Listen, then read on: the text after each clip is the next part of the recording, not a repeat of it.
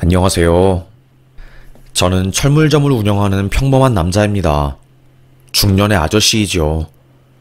가게를 운영하면서 귀가 심심할 때마다 항상 사람 사는 이야기를 듣고는 했는데, 이번에는 제 이야기를 꼭 한번 제보해보고 싶은 마음에 이렇게 사연을 작성하게 되었습니다. 전 강원도 산골짜기에서 살았어요. 군, 읍, 면, 리 중에서도 리에서 살았고요. 뒤에는 빽빽한 산이 있었고요. 차가 함부로 들어서기 힘들 정도의 산속 깊은 곳의 마을이었습니다. 우리 아버지는 철물점을 운영하고 계셨고, 저는 아버지 일을 도와드리며 살고 있었어요. 제가 고등학교를 안 갔거든요. 매일 손에는 쇠냄새와 쇳가루들이 가득 묻어 있었지만 몸을 써서 일하는 게 저에게는 꽤 잘 맞았습니다. 건실하고 착실하게 산다고 동네 어르신들도 저를 좋아하라 했고, 힘이 세니 동네 애들도 저를 잘 따라주었고요. 그러던 어느 날 저희 동네에 누가 이사를 왔습니다. 좁은 동네이고 동네 사람들끼리는 서로 다 아는데 연고지도 없는 곳에 서울 사람이 이사를 왔다는 말에 떠들썩했어요. 아니, 대체 이 동네는 어찌 알고 온 게야? 그러게, 들어보니 여기 뒷산 주인이 이사 온 여자 먼 친척 되는 모양이더라고. 딸이 아픈 모양이야. 수군덕대는 두 여자의 정체는 간병인과 앳돼 보이는 소녀였습니다. 소녀의 아버지는 미국에서 사업을 하고 계셨고, 어머니는 서울에서 회사를 운영하고 있다고 하더라고요. 소위 부잣집 딸이었던 거죠. 어릴 때부터 몸이 많이 안 좋았고 서울에서도 고생을 많이 해서 결국 공기 맑은 저희 동네로 이사를 온 거였습니다. 애들 전부 그 소녀에게 관심이 많았어요. 저희는 항상 산이며 들판이며 뛰어노느라 피부랑 얼굴이 새카맣게 탔거든요. 그런데 그 아이는 정말로 밀가루 반죽처럼 새하얗기 때문에 궁금했습니다. 어떻게 저렇게 하얀 여자가 있는지 신기했어요. 간병인은 항상 동네 사람들이 소녀 근처에 오지 못하게 막았습니다. 애가 좀 아파서요. 나중에 인사드릴게요. 점점 더 신비로워지는 그녀였죠. 학교 갈 나이인데도 불구하고 학교에 다니지 않고 간병인과 함께 집 안에만 있었어요. 우리 아버지께서는 애가 건강하게 크려면 밖에 나다니고 그래야 하는데, 저리 보물단지 모시듯이 집 안에만 애를 두니까 문제요. 공기 좋은 물 좋은 곳에 이사를 오면 뭐해. 못마땅하게 보시고는 했습니다. 괜한 심술이었지요. 시골 마을에 잘 사는 부잣집 옆에네 두 명이 온 것도 신경 쓰이는데 싹싹하게 인사할 줄도 모르고 집안에 박혀 있었으니 안이 꼬웠나 봅니다. 하여튼 그렇게 마을에 새로운 바람이 불고 있을 때 일이 터졌어요. 전전날에 비가 와서 강물이 많이 부른 날이었습니다.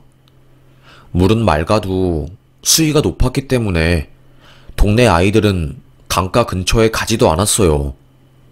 어릴 때부터 귀가 빠져라 들은 소리가 바로 비 온 다음 날에는 절대로 강가에 가지 말아라. 알겠냐? 시골 특성상 물에서 놀다가 빠져 죽은 사람들이 많이 있기 때문에 어르신들은 물가를 무서워했기 때문이었죠. 아버지 철물점 일을 도와드리고 자전거를 타고 마을로 가고 있을 때 동네 확성기 역할을 하는 영식이가 제 곁으로 막 뛰어오더라고요. 덕배형! 덕배형! 이 녀석아, 왜 그렇게 숨이 차서 말을 못해? 숨 좀 고르고 말해봐. 무슨 일이야? 형, 그게 아니라 그 마을에 이사 온 여자애 있잖아요. 아, 왜? 그 얼굴이 찹쌀떡처럼 하얀 여자애요. 왜? 무슨 일 있어?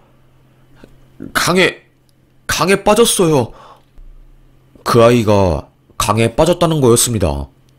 깜짝 놀란 저는 자전거 뒤에 영식이를 태우고 계곡으로 갔어요.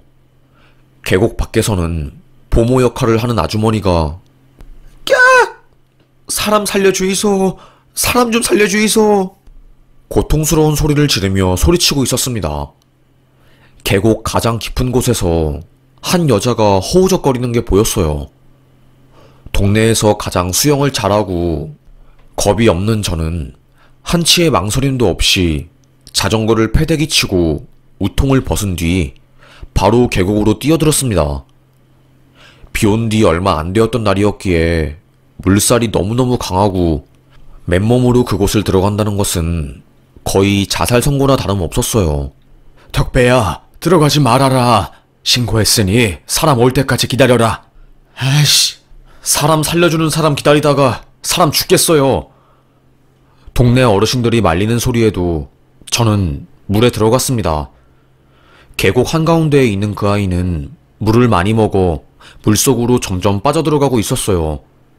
이대로 그녀가 빨려 들어가면 죽은 목숨이나 다름없었습니다. 있는 힘껏 잠수를 해서 계곡 바닥으로 빠져들어가는 그녀의 팔목을 팍 잡은 뒤 발버둥을 치면서 수면 위로 올라왔습니다. 숨이 턱끝까지 차오르고 죽을 것만 같았어요. 하느님, 제발 살려주세요. 제발 도와주세요. 사람이 한계에 몰리니 초인적인 힘이 발휘되더라고요.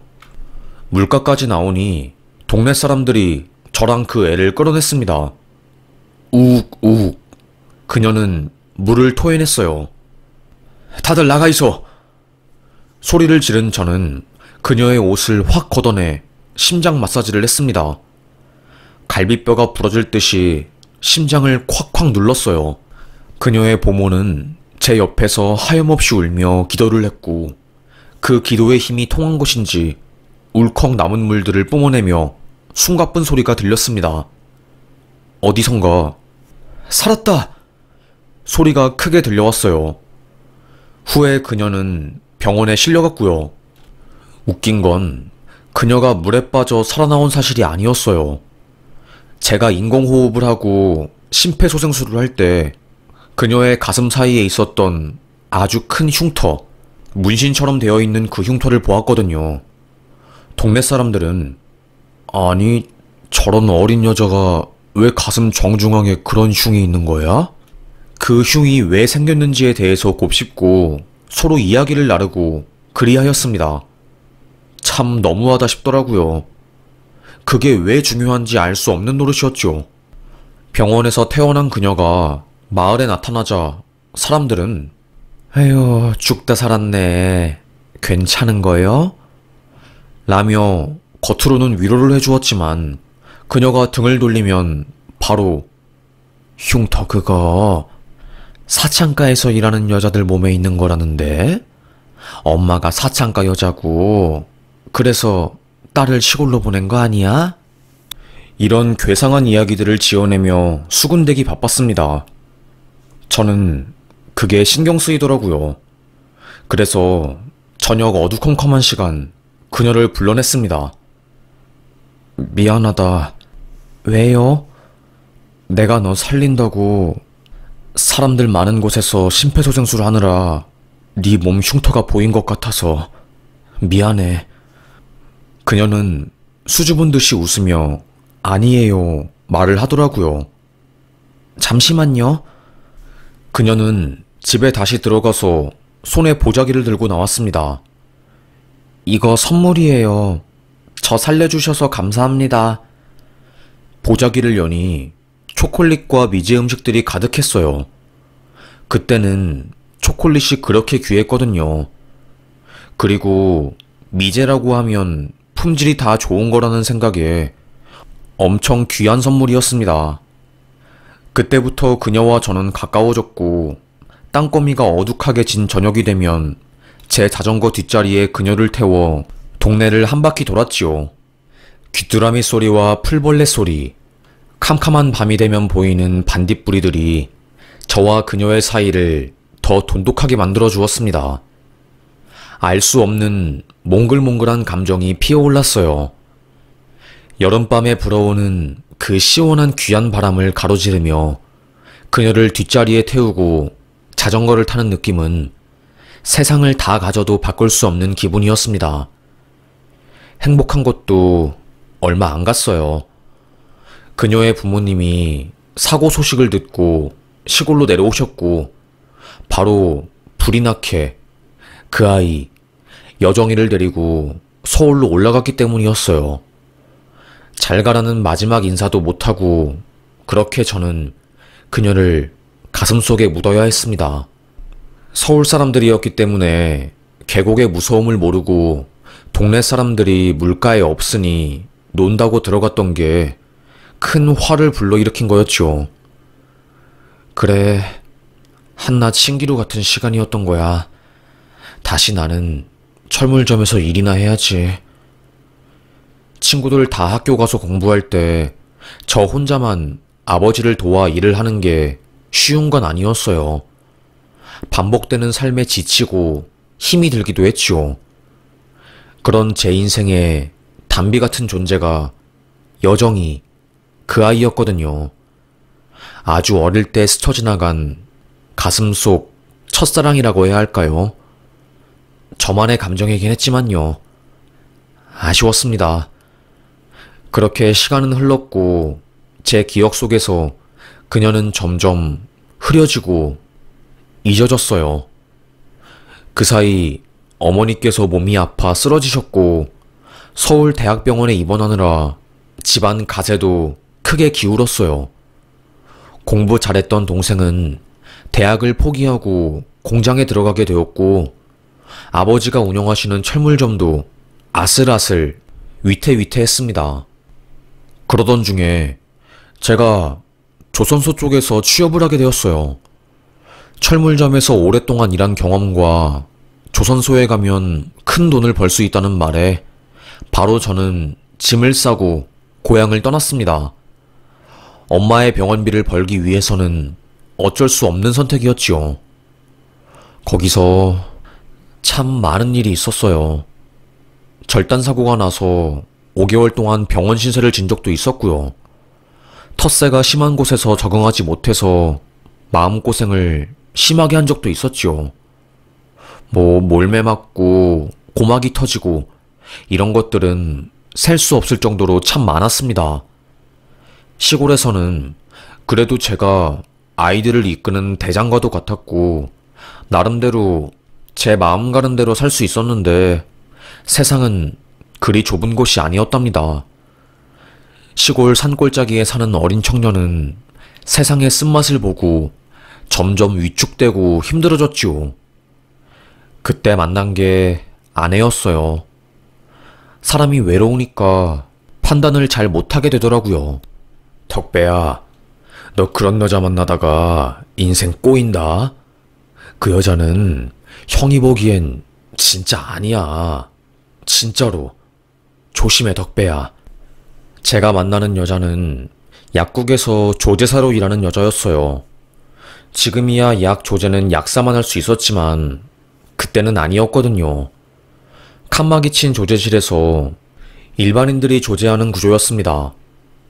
조선소 근처 약방에서 일하는 그녀는 유명했어요. 남자들을 많이 만나고 다니는 걸로요. 그 여자가 저에게 관심을 표현해 주었고 집을 떠나 타지에서 홀로 살고 있던 저는 외로웠던 찰나에 누군가 나에게 마음을 표현하니 기쁜 마음에 바로 퐁당 빠져버렸습니다. 조선소 형님들이 그 여자 소문 몰라? 저의 교제를 반대했지만 불같은 사랑에 빠진 저는 이미 남들의 말은 들리지 않았어요.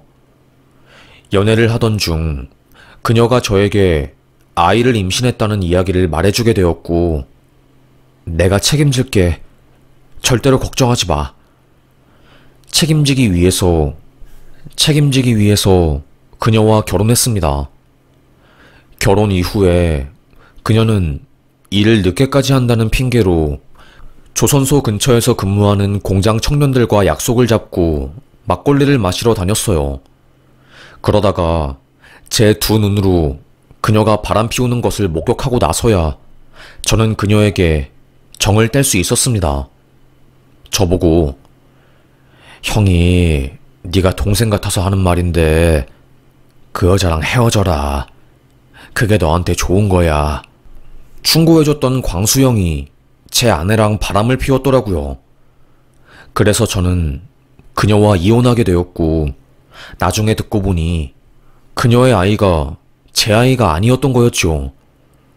사랑해서 순수하게 사랑하려고 했던 결혼이 저에게 크나큰 상처를 안겨주었습니다. 하루아침에 저는 이혼남이 되었고, 사는 게 죽을 만큼 힘들더라고요. 사람이 극단적인 환경에 몰리니까 저 멀리 드넓게 펼쳐진 바다를 보고 저기에 빠지면 죽을 수 있겠지? 라는 생각을 하기도 했고요. 결국 제가 정신을 잃고 조선소 일터에서 쇠파이프에 머리를 빻으며 나 좀 죽여줘 라는 정신나간 행동을 하고야 말았어요. 술 마신 게 깨지 않아서 일터에서 제대로 실수를 한 거였죠. 저는 결국 잘리게 되었습니다. 수년간 헌신하며 일해온 곳이었는데 실직을 하니까 정말로 우울하더라고요. 결국 제 속사정을 알게 된 아버지가 덕배야, 내려와라. 너 거기서 계속 있다가는 정말 죽겠다. 응? 저를 고향에 부르셨습니다. 그렇게 저는 양손이 텅텅 빈 채로 고향에 내려가게 되었어요. 썰렁하더라고요. 복작복작하던 어린아이들은 어느새 도시로 떠난 이후였습니다. 곳곳이 빈집이었고 농사를 짓는 사람들도 별로 없어서 놀고 있는 땅들이 가득했어요. 이젠 여기도 사람이 하나둘씩 떠나가는구나. 아버지의 쓸쓸한 한마디가 더 애처롭게 들렸습니다. 젊은 저는 오기가 생겼어요. 제가 마을을 지켜야지요, 아버지. 저는 아버지의 철물점을 물려받게 되었습니다. 시대가 변해서 더 이상 철물점을 찾는 사람도 없었고, 도시로 빠져나가는 시골 사람들 때문에 아버지의 가게가 있는 시장도 텅 비어 있었습니다. 시간이 흘러 병원에 입원한 어머니도 돌아가시게 되었고, 아버지 또한 엄마가 돌아가신 지 4년 후에 병이 생겨 소천하셨어요. 저는 완전히 고아가 되어버린 거였고요.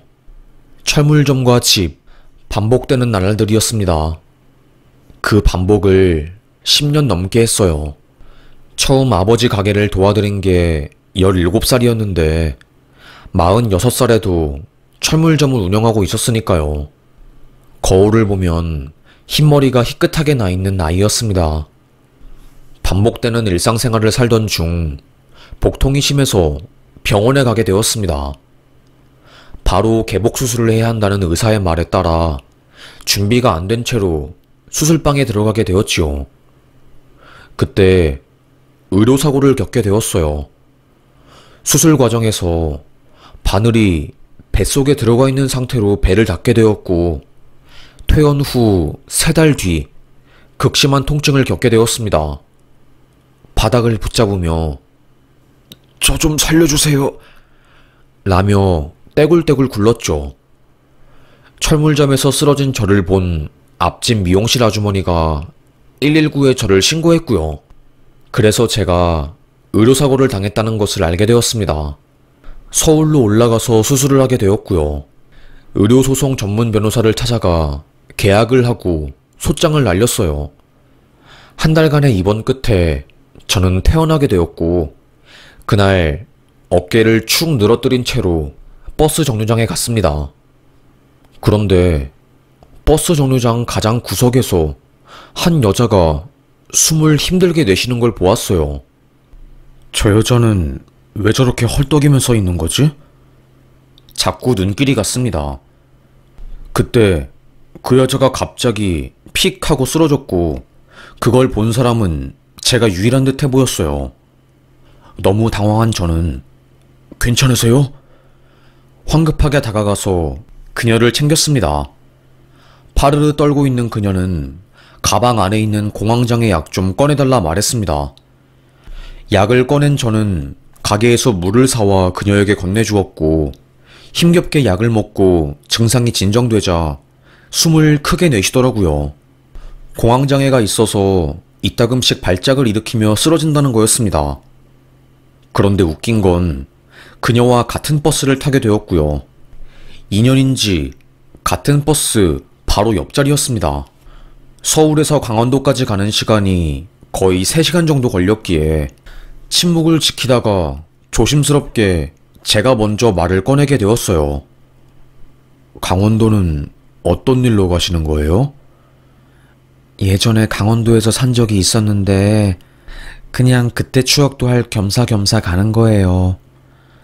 모든 질문에 그녀의 답은 단답이거나 매우 짧았습니다. 저의 질문들이 그녀에게 부담이 될 것 같아서 몇 마디 더 하다가 눈을 감고 일부러 자는 척을 했어요. 버스가 도착해 저는 눈을 떠서 밖을 나갔습니다. 서울보다는 강원도가 저에게 훨씬 편했어요. 조용하고 한적하고 터벅터벅 걷던 저의 어깨를 누군가 살포시 잡더라고요. 놀란 제가 뒤를 돌아보니 아까 버스에서 만난 그 아가씨였습니다. 무슨 일로? 놀란 토끼 눈을 떼며 그녀를 쳐다보았어요. 얼굴이 빨개진 그녀는 발을 동동 구르며 우물우물거리다가 용기 내서 저에게 그러더라고요. 아까 너무 감사했어요. 인사를 못한 것 같아서요. 혹시 괜찮으시다면 연락처 받아서 커피라도 대접해드려도 될까요? 엄청 더듬으면서 긴장한 티가 확 났습니다. 당연하죠. 저는 선뜻 전화번호를 건넸고 그렇게 저희는 만나게 되었어요. 아직도 저는 기억이 납니다. 강릉 시내버스 터미널 앞에 있는 커피집에서의 첫 만남. 거기서부터 사랑이 싹 텄던 것 같아요. 저는 46살이었고 그녀는 39살이었죠. 서로 적지 않은 나이였기에 조심스러웠지만 저도 이혼한 경험이 있고 그녀도 이혼했던 경험이 있었기 때문에 공통점으로 저희는 너무나도 빠르게 가까워졌습니다. 그녀와 함께하는 하루하루가 행복했고요. 평생을 꿈꾸고 싶을 정도였어요. 그렇게 3개월 정도 만나다가 저희는 재혼 이야기가 나오게 되었어요. 저도 결혼을 한 번 한 사람이긴 하지만 결혼 생활을 제대로 즐기지는 못했고 내일 모레 50이지만 사랑에 대한 로망이 있었거든요. 그녀도 순수한 사람이었고요. 재혼을 하기로 약속한 저희는 첫날 밤을 보내게 되었습니다. 순수했던 만큼 그녀를 지켜주고 싶었기에 함부로 손을 댈 수조차 없었고 정말 세상에서 가장 귀한 보석을 다루는 것 같이 대했거든요. 그런데 그날 발견한 그녀의 가슴팍 가운데에 선명하게 보이는 흉터. 30여 년 전 물가에서 한 소녀를 구했을 때가 파바박 하고 떠오르더라고요. 여정이? 저도 모르게 그 아이의 이름을 말해버렸습니다. 토끼 눈을 뜬 그녀가 어떻게 내 예전 이름을 알아? 라고 말하더라고요. 알고 보니 그녀가 여정이었던 거였어요. 물에 빠져 죽을 뻔했던 그 아이. 제가 목숨 걸고 계곡으로 뛰어들었던 그날의 주인공이 제가 만나고 있었던 그녀였던 겁니다. 알고 보니 여정이는 강원도를 떠나 아빠를 따라 미국으로 가게 되었다고 해요. 대학까지 그곳에서 마치고 한국으로 들어와 선을 봐서 결혼하게 되었던 거고요. 8년간의 결혼 생활이었지만 아이를 가지지 못해서 심적으로 굉장히 힘들었나 봅니다. 아버지의 사업 실패, 그리고 어머니의 사망으로 인해서 시댁에서는 완전히 개차반에 무시란 무시는 다 당하면서 살았더라고요. 결국 남편의 외도를 두 눈으로 목격한 이후에 이혼을 하게 되었고, 대학 졸업하자마자 결혼해서 아무런 능력이 없었던 그녀는 부모님께 물려받은 작은 재산으로 하루하루 힘겹게 살았던 거였습니다. 인생이 안 풀리니 이름도 선여정에서 다른 이름으로 개명한 거였고요. 마음이 힘드니 공황장애까지 와서 그날 터미널에서 쓰러진 거였어요. 그 아이는 너무나 어릴 때라서 제 이름을 기억하지는 못하고 날 구해준 오빠, 언젠간 만나고 싶다 라고만 어렴풋이 생각했는데, 시간이 지나고 지나 정말 기적처럼 인연을 마주하게 된 거였습니다. 저희는 그날 펑펑 울었어요. 오빠, 오빠인 거 알고 나니까 이제 얼굴이 보이네. 여전히 잘생겼어. 세상에 어떻게 이렇게 만날 수 있어. 여정아, 너 정말로 여정이 맞니? 우느라 말도 제대로 못했어요. 저도 부모님을 여의고 인생 혼자서 헛헛하게 사는 외로운 사람이었고, 이따금씩 행복했던 추억들을 회상하며 하루하루 버티는 삶이었는데, 이 여자를 만난 이후로 삶에 무지갯빛이 되는 것 같은 기분이 들었거든요. 그런데 이 여자가 내가 어릴 때 사랑했던 그 소녀였다니, 이것보다 더한 드라마 같은 인생이 있을까요? 그렇게 저희는 하나가 되었고, 꿈에 그리던 재혼도 빠르게 하게 되었습니다. 서울에서 살던 아내는 저와 결혼하고 나서 강원도로 내려와 철물점 일을 도왔지요. 아내의 권유로 저는 철물점을 자전거 가게로 바꾸었고요. 그러니 훨씬 더 매출도 늘고 가게도 잘 되었습니다. 저에게 그러더라고요.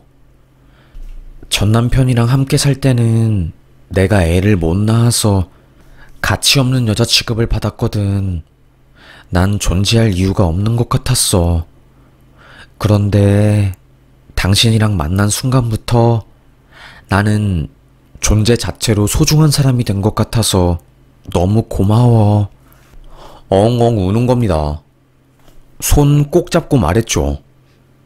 내가 무슨 일이 있더라도 당신만큼은 행복하게 해줄 거야.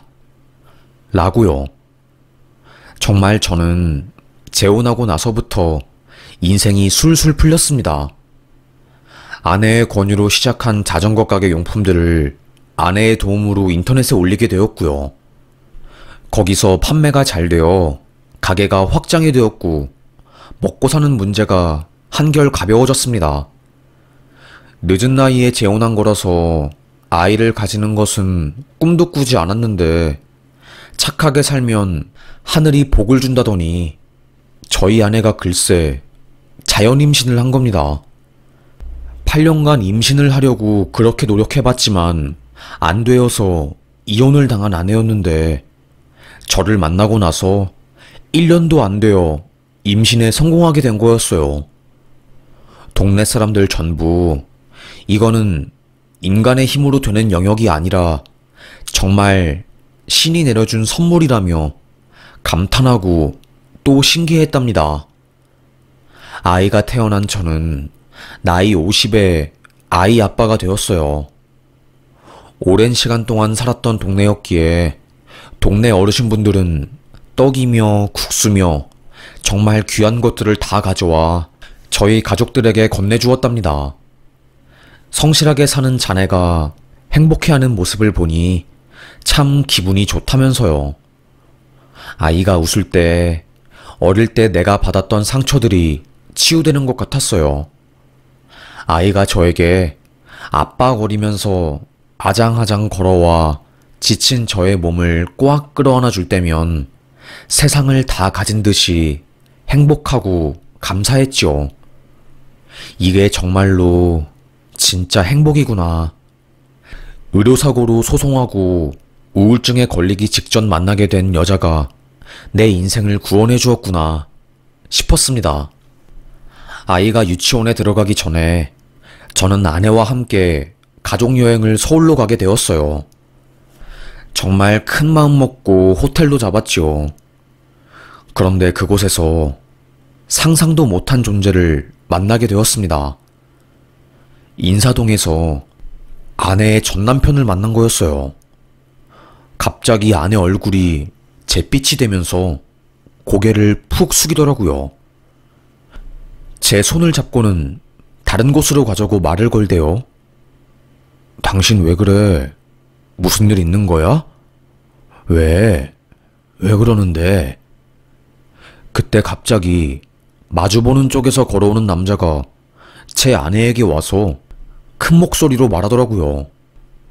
무정란 씨, 씨 없어서 애 가지지도 못하는 여편네가 어떻게 또 남자 한 명 물어가지고 결혼했대? 남의 애 키워주는 거야? 너도 참 딱하다. 그래, 응원한다. 잘 살아라. 제 아내 어깨를 모욕적으로 툭툭 치고 가는 겁니다. 그놈이 진짜 미쳤구나 싶대요. 제 아내를 건드리는 거는 저를 완전히 무시하는 거랑 다름없는 거잖아요. 화가 난 제가 그 남자 앞을 가로막으며 그랬죠. 이제는 내 안사람 아닌가요? 왜 남의 아내 어깨를 툭툭 치는 거죠? 상대방 몸에 허락없이 터치하시면 안 되는 거죠. 그리고 한마디 더 덧붙이자면 나랑 결혼하자마자 1년도 안 되어서 임신했어요. 자연 임신으로요. 이 정도면 씨앗 자체가 문제인 거 아닙니까? 당신 씨앗 활동력이 없으니까 8년간 임신을 못한 거겠죠? 한방 시원하게 먹이고 딸내미를 품에 턱 안고 아내와 함께 인사동을 빠져나갔어요. 어휴, 얼마나 떨리던지요. 당신, 그놈 자식 혹여라도 다시 마주치면 나한테 말해. 내가 지켜줄 거니까. 그렇게 저는 아내의 전남편에게까지 시원하게 복수를 하게 되었습니다. 무거운 마음을 훌훌 털어버리고 그날 호텔에 가서 수영도 하고 재미나게 놀았어요. 그 뒤로 액땜한 건지 장사가 더 잘 되었고 친절한 가게라고 소문이 나면서 멀리서 저희 가게를 찾아와 주시기도 했답니다. 주말마다 아내와 함께 힘들게 사시는 노인분들을 위해서 봉사를 하기도 했고 일 끝나면 함께 손을 잡고 논밭을 걸으며 못다한 이야기들을 하기도 했지요. 가을밤에는 제 자전거 뒤에 아내를 태워서 집에 가는데 어릴 때 생각이 나면서 참 행복하더라고요. 늦게 가진 아이이니만큼 더욱더 소중했고 눈에 넣어도 안 아플 정도로 너무나 귀했습니다. 그런 아이가 며칠 전에 할머니 할아버지 묘소에 가서 읽어줄 거라며 저에게 편지를 적어주었더라고요. 할머니 할아버지, 아빠를 낳아주셔서 감사합니다. 우리 아빠가 세상에서 최고예요. 아빠가 자전거를 타고 저를 데리러 올 때면 나는 너무너무 기분이 좋아요. 우리 아빠를 낳아주시고 키워주신 할머니 할아버지 사랑해요. 투박한 손글씨로 한자 한자 진심을 적어 내려간 듯한 그 편지에 눈물이 또르륵 나더라고요. 추석에 항상 할머니 할아버지 묘소에 간 것을 기억한 듯 싶었어요. 그렇게 작은 아이가 어떻게 이렇게 깊은 생각을 하는지 참 신기하고 대견하기도 했답니다. 그래서 오늘 오전에 묘소에 갔다 와서 아이가 쓴 편지를 읽어주고 태워서 하늘에 보냈어요. 아내도 눈물을 뚝뚝 흘리며 아버님, 감사합니다. 30여 년 전 저를 물속에서 구해준 그 사람과 함께 긴 시간을 걸쳐서 다시 만나게 되었어요. 아버님, 어머님 덕분에 제 인생을 행복하게 만들어준 바깥 사람을 만나게 되었고 정말 남은 인생 동안 평생 사랑하고 도우면서 살아가 볼게요. 하늘에서 저희 부부 이쁘게 사는 모습 지켜봐 주시고 응원해 주세요. 추석인 오늘은 가족과 함께 보내게 되어서 참 행복하네요. 결혼하기 전까지는 매일이 지옥 같고 남들 다 행복한 추석에 제일 우울하고 마음이 아팠는데 이제는 더 이상 추석이 두렵지 않습니다. 이제는 내 곁에 너무나도 사랑하고 또 아끼는 가족들이 있기 때문이죠. 수십억이 있는 부자도 아니고 그냥 평범하게 하루하루 살아가는 자전거집 아저씨이지만 그 누구보다 삶에 만족하고 행복해하며 살아가는 사람이라고 자부할 수 있을 것 같습니다. 그래도 내가 살아가는 인생, 이런 평범한 삶이 쉽지 않은 것이란 것을 잘 알기에 저는 오늘도 저에게 주어진 일들과 건강, 그리고 상황들에게 감사하면서 살아보려고요. 내 곁에 있는 지금 이 사람이 내 인생에서 가장 최고의 사람이라고 믿으며 살아가면 행복이 찾아오는 것 같습니다. 요즘 사는 게 쉽지 않고 많은 사람들이 우울해하는 것을 잘 알고 있어요. 저도 그런 삶이 얼마나 비참하고 힘든지 알기 때문에 더더욱 버텨보라고 말해주고 싶습니다. 저도 젊은 시절 내내 힘들었고 그랬기에 지금 이 삶이 얼마나 행복한지 절절하게 깨닫게 되었으니까요. 올 추석이 행복하지 않고 외로운 시간이었다고 해도 내년에도 그러라는 법은 없으니까요. 개구리도 뛰기 전에는 잔뜩 웅크리고 있다고 하잖아요. 우리 뛰기 전에 웅크리고 있는 시간을 가진다고 생각해봐요. 모두가 같은 시간에 꽃을 필 수는 없는 거니까요. 꽃 피는 시간은 다 다르지만, 하지만 언젠간 꼭 꽃이 필 거라고 생각합니다. 대단하거나 화려한 이야기는 아니지만 그래도 소박하고 행복한 저의 삶을 공유해드리고 싶었어요. 그럼 저의 이야기를 들어주셔서 감사합니다. 여기서 사연 마무리하겠습니다. 감사합니다.